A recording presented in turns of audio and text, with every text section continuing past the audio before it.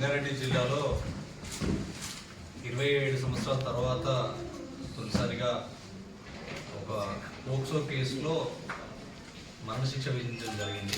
So ఈ కేసుకు సంబంధించి వివరాలు తెలపడానికి ఈ ప్రెస్ మీట్ పెట్టడం జరిగింది.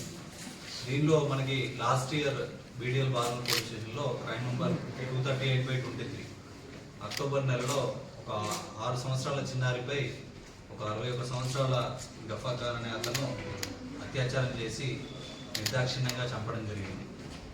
సో ఇమీడియట్గా అక్కడికి ఫస్ట్ ఇన్వెస్టిగేషన్ ఆఫీసర్ ఇప్పుడు బీడిఎల్ బార్నూర్ ఇన్స్పెక్టర్ రవీందర్ రెడ్డి సీనా ఫ్రేమ్కి వెళ్ళి బాడీని షిఫ్ట్ చేసి అక్కడ క్రిటికల్ ఎవిడెన్స్ అన్నీ కూడా కలెక్ట్ చేయడం జరిగింది.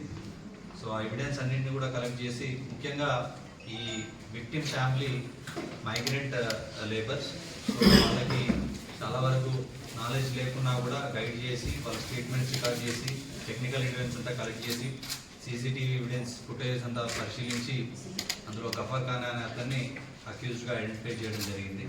సో అక్కడ క్రిటికల్ ఎవిడెన్స్ అన్నీ కూడా తీసుకొని దాని తర్వాత ఆ అమ్మాయి ఎస్సీ క్యాస్ట్కి చెందిన అమ్మాయి ఉండే వరకు దాన్ని సెక్షన్ కూడా SC/ST యాక్ట్ సంబంధించిన సెక్షన్ పెట్టేసి దాన్ని అప్పుడు మళ్ళీ మా ఆఫీస్లో SP ఆఫీస్ నుండి నెక్స్ట్ ఫర్దర్ ఇన్వెస్టిగేషన్ కోసం అప్పటి DSP పురుషోత్తమ్ రెడ్డికి అప్పగించడం జరిగింది.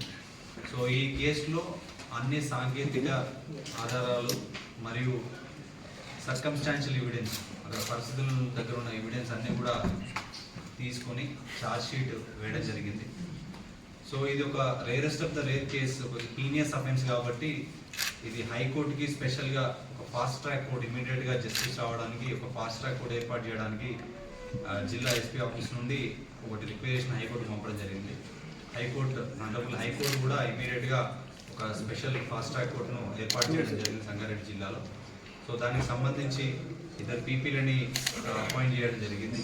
ఆ 2 పీపీలు కూడా మన కుల్కర్ణి గారు, అనంతరావు కుల్కర్ణి గారు మరియు కృష్ణ గారు, అలాగే Bharosa team resource person Sowjanya, court duty officer Venkateswarlu, Rafiq, Seethanayak, court liaisoning officer Satyanarayana మరియు DCRP ఇన్స్పెక్టర్ రమేష్, వీళ్ళందరూ కూడా రెగ్యులర్గా ట్రయల్ని మానిటర్ చేసి ఆ సాక్షులందరినీ కూడా ఎలాంటి ప్రలోభాలకు లొంగకుండా వాళ్ళను కాపాడుతూ ఈ ట్రయల్ అన్నింటిని కూడా ఎక్కడా కూడా ఫుల్ ప్రూఫ్గా, అంటే చిన్న మిస్టేక్స్ కూడా ట్రయల్లో ఉండకుండా చూసి ఈ 11 నెలల్లోనే దాదాపు క్రైమ్ జరిగి 11 నెలలు అవుతుంది. 11 నెలల్లోనే ఫాస్ట్ ట్రాక్ కోర్టు ద్వారా 27 సంవత్సరాల తర్వాత మనకి మరణశిక్ష విధించడానికి చాలా కృషి చేశారు. సో ఈ సందర్భంగా వాళ్ళందరినీ మేము అభినందిస్తున్నాం.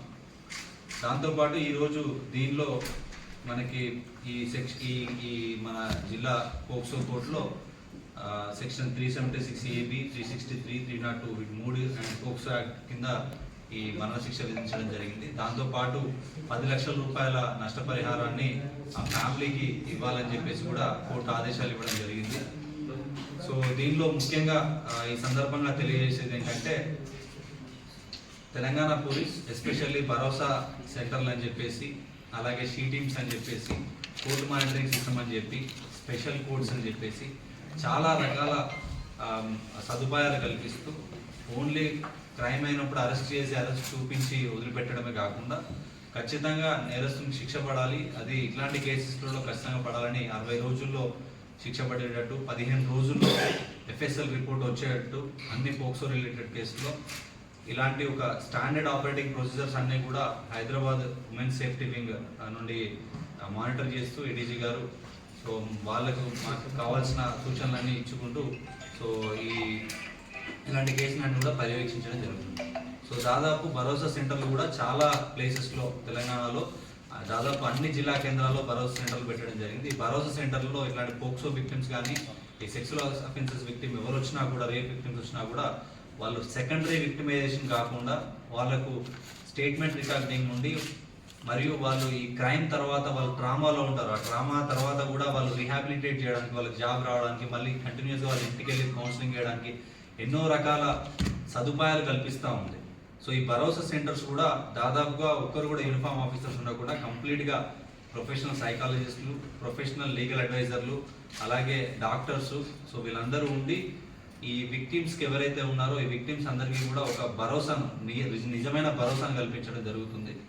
సో ఈ సందర్భంగా ప్రజలందరూ కూడా ఎలాంటి క్రైమ్ ఉన్నా కూడా ముందుకొచ్చి రిపోర్ట్ చేయండి. డెఫినెట్గా ఏదో కేసు చేసి వదిలేయడం కాకుండా ఇలా శిక్షలు పడేలాగా అందులో కూడా ఇలాంటి rarest of the rare cases మనం యూజ్ చేసి వాళ్ళకి మరణశిక్ష పడే విధంగా కూడా మనం పోలీస్ శాఖ చర్యలు తీసుకోవడానికి ముందడుగు వేస్తున్నాం. Thank you so much.